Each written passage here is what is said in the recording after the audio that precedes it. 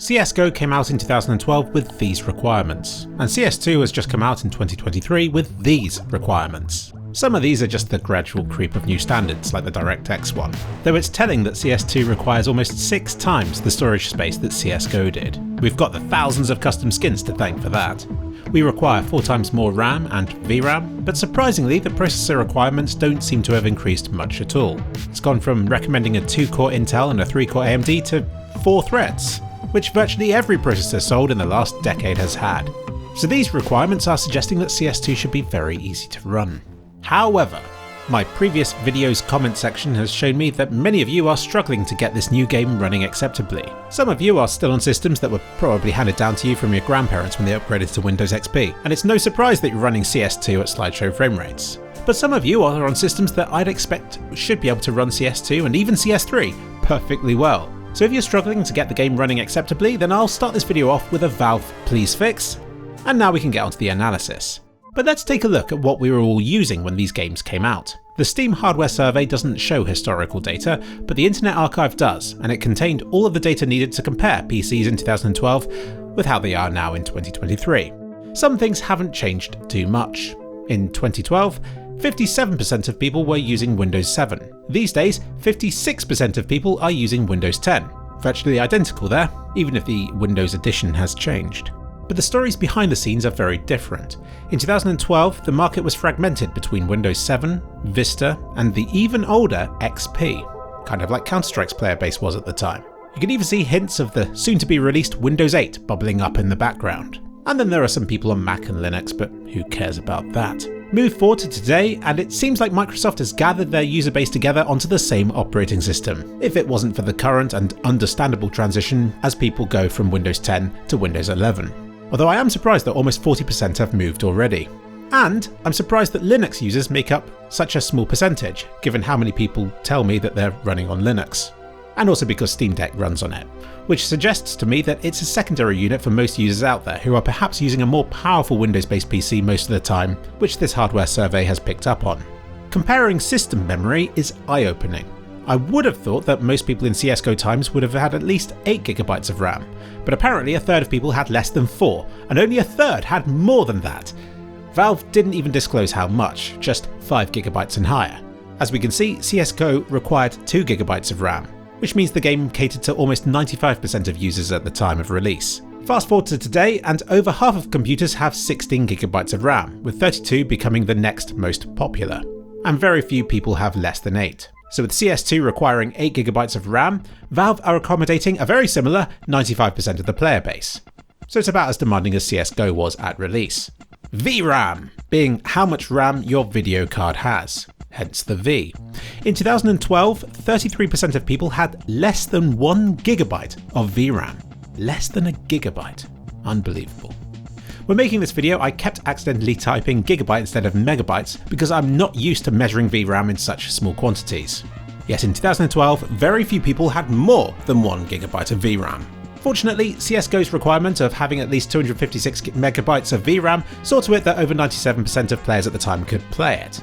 Fast forward to today, and CS2's VRAM requirements have shifted up to 1GB. Bit of a question mark over how playable that would be. And I mean a question mark because I don't have a graphics card old enough to be able to test it. But I can confirm that my laptop's paltry 2GB of VRAM can still handle it okay, so long as I keep the resolution and texture settings rather low. So again, just like with CSGO, CS2's VRAM requirements allow over 98% of systems to run the game at release. But say we ignore this 1GB requirement and shift it to 2GB instead. It would literally decimate this game's player base. There's been a long-standing debate over whether 4GB of VRAM is still enough for today's games. It seems like it is for CS2, but the hardware survey clearly shows that 8GB is now king. Though it's strange to see so many people on weird amounts of VRAM like 6 and 12, compared with back in 2012 where most were a power of 2. Being the cynical sort, I'd say this is planned obsolescence for this console generation's mid-generation refresh, but who knows. Hard drive space now. CSGO's 15GB requirement doesn't sit comfortably between any of the free hard drive space boundaries that the Steam hardware survey had at the time, but I'm going to say that about 97% of users would have had enough free space to install the game. Plus it's storage space, you can always just free up some more if you need it that badly. Uninstall Call of Duty or whatever. storage space doesn't seem to have kept pace with the rest of the hardware improvements we've seen, and it seems like 18% of users these days have less than 100GB of space free, which means that many of them won't have the 85GB required to be able to install CS2. One big thing that's happened is the shift away from hard drives and towards SSDs. So no, maybe people don't have that much more storage space than they did a decade ago, but what they do have is going to be a hell of a lot faster. Now onto the processors, and to put it bluntly, they are complicated. Neither the number of cores nor the speed of those cores truly represents their capabilities. So Valve claimed that CSGO needed a fast 2-core or a slower 3-core processor to run it, but CS2 just needs 4 threads, which any processor bought in the last 10 years should have. But looking at these numbers, I don't think the Steam hardware survey counts threads. It only counts proper cores. And so what I think Valve are saying here is that CS2 needs a 4-core processor, but that an i3 processor with hyperthreading should also be able to cope, at least a bit. I would treat 4 threads here as a bare minimum though, which I guess is what we're talking about in this video, but CS2 will be much happier with more of these things. And so will you. If you look at the CPU speeds, you might think that PCs haven't advanced much since 2012. 2.3 to 2.7 GHz is still the most common speed, which did surprise me a bit. We hit a barrier with clock speeds long ago, way before 2012, but since then we have improved performance even at lower clock speeds, and we've added more cores. Also, and I think this is the big difference here, modern processors are very good at boosting to 4, 5 and even to 6 GHz in speed, and it's these boost speeds that I'm not sure this hardware survey captures. It is interesting to see AMD's CPUs running faster than Intel ones though, which again I think is down to how the boost speeds work. For comparison's sake, an Intel 3770K in 2012 is roughly the price of a 13700K now, which I'd say has double or triple the single core performance and maybe 6 times the multi-core performance. And you'll definitely be wanting some of those improvements to get an equally playable performance in this newer game. And now we get onto the graphics card. And this, if anything, is even more complicated than the processors were. So we've covered them a bit with the VRAM already, and from that we concluded that most people should have been able to run CSGO and CS2 at their releases. But from my testing, I feel like CS2 is a bit of a graphics card monster, and that it benefits greatly from having a faster card.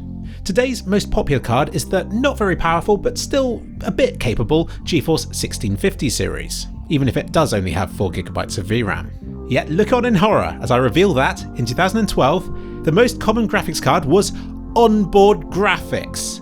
That stuff doesn't even have VRAM. It leeches off your main PC's RAM like a leech. No wonder CSGO was so CPU limited. Valve was doing everything they could to lighten the load on the graphics cards. These charts kind of depress me, showing me how little presence AMD has, and switching to 2023's charts, it depresses me even more. But they have at least overtaken Intel's onboard graphics cards now. And look, down at 0.81% of the market, all in capital letters, is the graphics card powering the Steam Deck. There must be dozens of them. But it's clear that Nvidia's 60 tier of cards continues to reign absolutely supreme.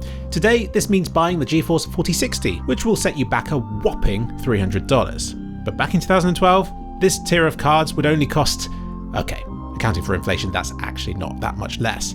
But these are just names, because graphics cards are even harder for the hardware survey to measure than processors are. So unless Valve creates their own benchmark, which they totally should do to usurp user benchmark once and for all, we'll just have to make do with a long list of mostly Nvidia cards to base the market on. Much like operating system, resolution is something that time has united. For back in 2012, it was a sprawling mess of new 16:9 monitors and older 4:3 and 5:4 CRTs and LCDs. But these days, it's quite a bit simpler. 1920 by 1080 and 2560 by 1440. These are the two gaming monitor resolutions of choice, and the resolutions that any CS2 player should be playing on. Use FSR if you have to, but please do away with copying what the old masters used to do pre-CSGO times, because what they were doing on their CRT screens no longer applies to your situation. Plus we're better than players were back then. In conclusion, CSGO and CS2 both have minimum specs that the hardware survey suggests most systems at the time of release should have been able to manage. But just because you hit minimum spec, it doesn't mean you get a nice experience. You get a minimum experience. Also, it doesn't suddenly become unplayable once you drop below it either. Your frame rate is a sliding scale down to slideshow land and below. How low dare you go in CS2? But don't forget, Since 2012, even CSGO has got harder to run. Thanks to this Facebook video, which happens to be mine, I was only getting 80% of the performance in 2021's version of the game that I was in an early 2013 version of CSGO. So the performance you'd have got from CSGO's minimum specs will also have changed over the years, even if its minimum requirements have remained the same. As you've seen, upwards of 95% of players have hit the minimum hardware requirements for CS2. Granted, each of these is only in one aspect of the minimum spec, but it's pretty clear that the minimum specs are far below what most people are currently using. And when the requirements are so low, it can be harder to define what the minimum specs may actually be. Take a look at Rollercoaster Tycoon on Steam, for instance. Do you really think it requires a 2 GHz processor to run? Do you really think Heroes 3 HD requires a GeForce 8800? Do you actually think Quake 2 needs whatever specs it's claiming to need on its Steam page? Question mark there too. But my point is, nobody's going to go out of their way to find the absolute minimum requirement for a game that's already so easy to run. They'll just boot it up on the slowest PC they find lying around, which is probably something still quite modern but budget, and when that runs okay in their brief testing of the game, they'll be like, this should be a good baseline for minimum specs. Okay, a simpler example. If a new game is super demanding, you bet the developers will want to test and to optimize it for the slowest baseline system that they can, because it requiring more power than that will prevent a sizable percentage of their player base from being able to play the game. Counter-Strike doesn't have quite that same problem, even if you will still argue that people not being able to play it as well will eat into the profit margin. That's always going to be the case with a new engine and a new graphical upgrade. But I think you'll agree, there are also perks to having better graphics, even in a game that's meant to be competitive like Counter-Strike. And I also think another part of the problem is that our expectations for what is playable has risen. I was there for CSGO's release. I can confirm that everybody else was rubbish, probably not even hitting 60 FPS on their systems. No wonder me on my nice new PC and a 120Hz screen was wiping the floor with them. And I remember further back still to 2004 and to Counter-Strike Source's release. I probably wasn't even getting 30 FPS then, because I liked my high graphics settings and didn't even suspect that low frame rates and laggy mouse movements could be hindering my ability to aim and to play the game. It was only when I saw a video clip my friend sent me from his new PC that I realised that high frame rate Counter-Strike could look and feel so different. So I wonder if this is what many of you are now feeling with Counter-Strike 2, but in reverse. You've become so accustomed to running CSGO at certain frame rates, so some of you might not even realise the different feeling of Counter-Strike 2 simply comes from it running slower on your system. Maybe it's running at 140 FPS instead of 200, maybe 90 instead of 140. But again, I don't want to dismiss the problems that people are having with stuttering and choppy performance on beast PCs. Counter-Strike 2 may have technical issues that Valve needs to iron out, and performance improvements may come, especially once its Vulkan implementation becomes half decent. But I think a lot of us might just have to accept that if we want CS2 to run like CSGO did, then what we really need is a PC upgrade.